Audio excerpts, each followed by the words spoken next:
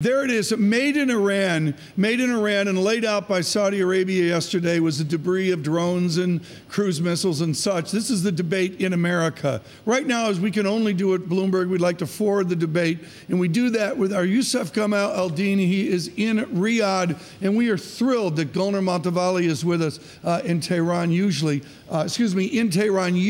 and now in our London offices. Golnar, let me go to you as well. What will Tehran, what will the leadership listen for today from Washington?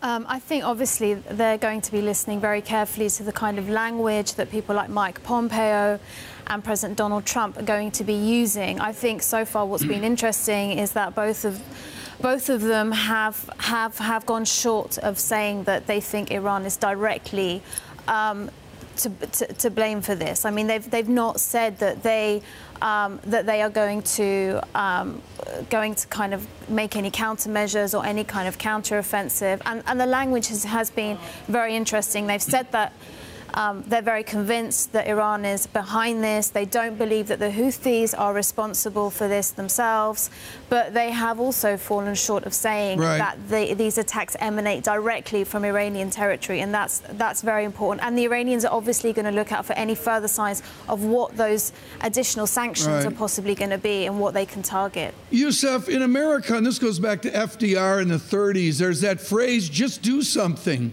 Is there a feeling within the elite of Saudi Arabia, the emotion this morning of just do something?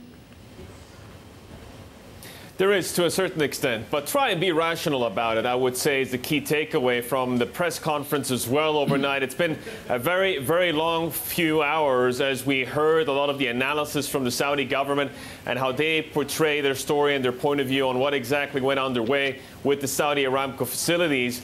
The language was careful. Clearly, they left themselves some diplomatic wiggle room for the future. But the U.S. has been unequivocal about this. I mean, Secretary of State Mike Pompeo saying that this amounts to an act of war. And yesterday, while in Saudi Arabia, speaking with the Saudi Crown Prince, saying that the kingdom has the right to defend itself and that threatening behavior will not be tolerated from Iran. But again, we'll see what the coming hours bring, because he's on his way to the United Arab Emirates. But, Yousef, I mean, what are we talking about here? I mean, if this escalates, is this, potential war? Is this what traders should be looking at, or would that be completely far-fetched?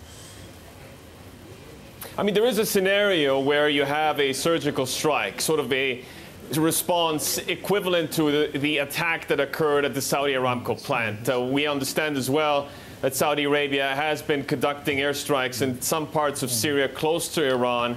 That could include some Iranian-backed groups, but there hasn't been an outright attack on Iranian sovereign soil, and that would be, of course, a major escalation that could trigger another set of dominoes. The other prism that you could look through is proxy warfare, so just more conflict in other parts of the world between Iranian-backed forces and those backed by the Gulf.